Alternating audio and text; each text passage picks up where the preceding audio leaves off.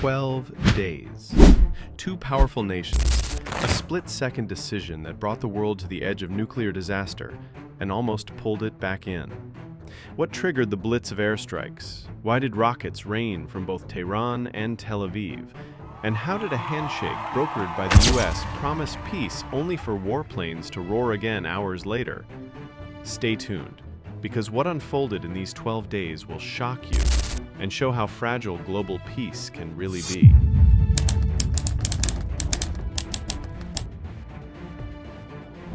In early June 2025, beneath the surface of diplomatic smiles and behind closed-door negotiations, a storm was brewing.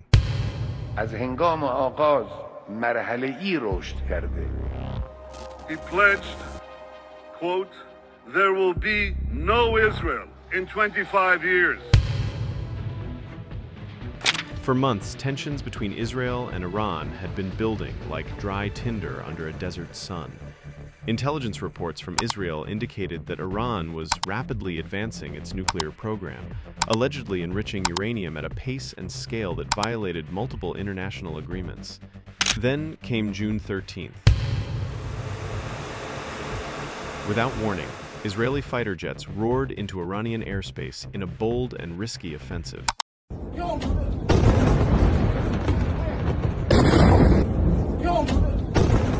In a single night, Israel struck key Iranian military and nuclear facilities, including the notorious Fordo nuclear site buried deep beneath the mountains, and Evin prison, which housed both political prisoners and alleged nuclear scientists. The attacks were precise and deadly. According to Israeli defense officials, they were designed to cripple Iran's nuclear capabilities before a point of no return was reached. But the world knew there would be retaliation. Within 24 hours, Iran launched its response.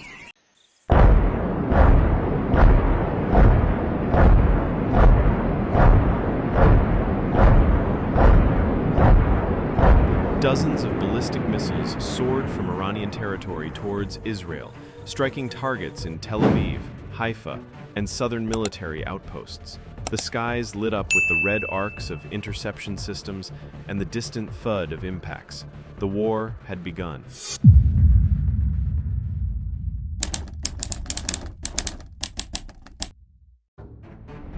The United States was quick to act. With long-standing ties to Israel and an interest in preventing Iran from acquiring nuclear weapons, the White House ordered Operation Midnight Hammer. Last night, on the President's orders, U.S. Central Command, under the command of General Eric Kurilla, executed Operation Midnight Hammer. B-2 stealth bombers, deployed from Diego Garcia and Qatar, flew high and deep into Iranian airspace. Their targets were clear: nuclear sites, missile silos, and underground bunkers believed to house weapons research. In a series of early morning strikes, explosions rocked Iranian cities, and a major portion of their nuclear infrastructure was reduced to rubble. Iran's response was swift and bold. It launched a limited but symbolic missile attack on Al Udeid Air Base in Qatar, home to hundreds of U.S. personnel. Although no casualties were reported, the message was clear: Iran was ready to widen the war. Russia and China, while not directly involved, called for restraint. The UN held emergency sessions, and oil prices surged as the Strait of Hormuz, through which 20% of global oil passes, was threatened by Iranian naval activity.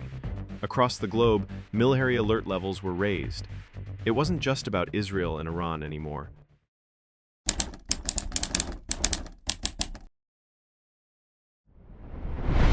As missiles fell and drones buzzed overhead, the human cost became unavoidable. Iran reported over 450 deaths within the first 5 days, many of them civilians. Hospitals in Tehran and Isfahan overflowed with wounded. Israel faced its own tragedies. While the Iron Dome and David's Sling intercepted many incoming missiles, some slipped through. A direct hit on a Tel Aviv apartment block killed 11, including 3 children. Mass evacuations were ordered across Israeli towns close to the Lebanon and Gaza borders, fearing Hezbollah and Hamas might enter the conflict. Meanwhile, panic buying gripped Iranian cities. Pharmacies ran dry. Bread lines stretched for blocks. The war was not just in the air. It was in homes, in hearts, and in headlines around the world.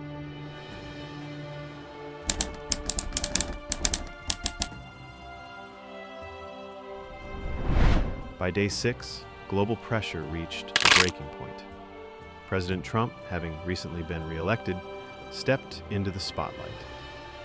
Leveraging relationships built during his previous administration, Trump initiated a high-stakes negotiation through intermediaries in Qatar. He announced a proposed ceasefire on June 19th. The terms were unconventional. A staggered ceasefire that began with Iran halting all military activity for 12 hours. If Israel reciprocated, another 12 hours would be added, leading up to a 24-hour truce, and then full cessation of hostilities. Trump posted on Truth Social declaring, "A complete and total ceasefire has been agreed upon by both sides, a great day for peace and strength." But peace is fragile.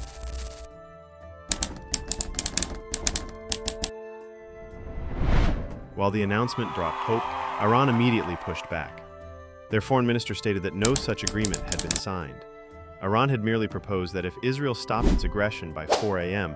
Tehran time, they would follow suit. For Iran, the war was not over. Missiles continued to be launched in limited fashion even after the alleged ceasefire timeline.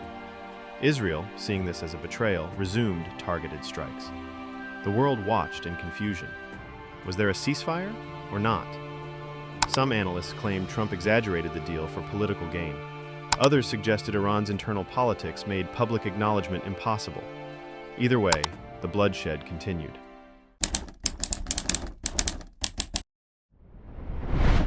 Behind the scenes, however, real progress was being made. Qatari diplomats hosted clandestine meetings between U.S. officials and Iranian intermediaries. A major breakthrough came when Iran's Revolutionary Guard reportedly ordered a 12-hour suspension of missile operations. In return, Israel agreed to halt offensive airstrikes. For the first time in nearly 2 weeks, the skies over the Middle East fell silent. By June 24th, both sides had largely ceased operations. While not formally ratified, an unspoken understanding emerged: hold fire or risk full-scale war. Trump returned to social media with a victory post: "Mission accomplished. Peace through strength."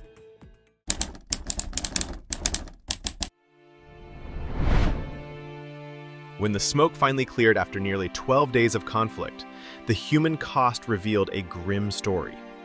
BBC reported that by June 22, over 800 people were killed in Iran, with more than 3,000 wounded, mostly civilians. In Israel, 24 people died and 592 were injured, with at least 10 critically hurt.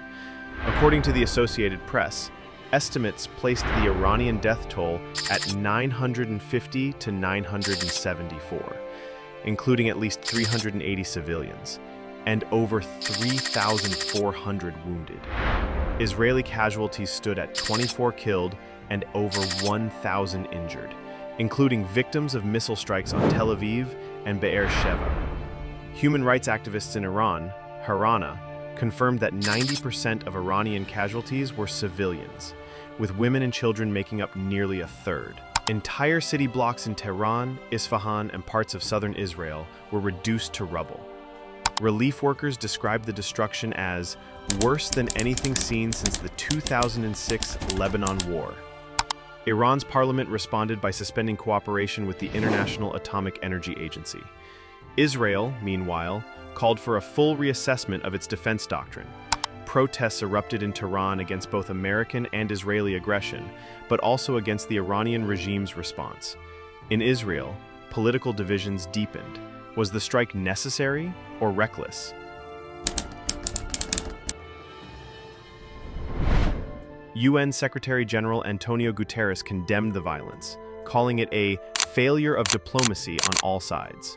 The European Union initiated emergency talks to revive elements of the now defunct Iran nuclear deal. Russia and China began separate negotiations with Iran, offering humanitarian aid and potential security guarantees. Meanwhile, NATO scrambled to reinforce its southeastern flanks, wary of further escalation. The global order had shifted. The 12 Days War became a case study in modern conflict. Hybrid warfare. drones, cyber attacks, and conventional strikes. Media manipulation on all sides. Civilian infrastructure as both shield and target. The fragile nature of nuclear diplomacy. One question remains: will the world learn from it?